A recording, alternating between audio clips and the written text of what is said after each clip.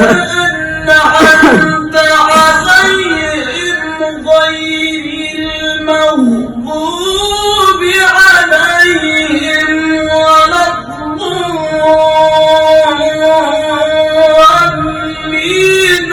بسم الله الرحمن الرحيم.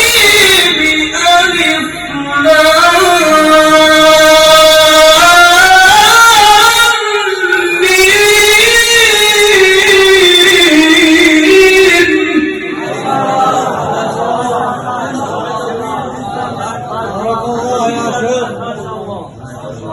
ذلك الكتاب لا ريب فيه هدى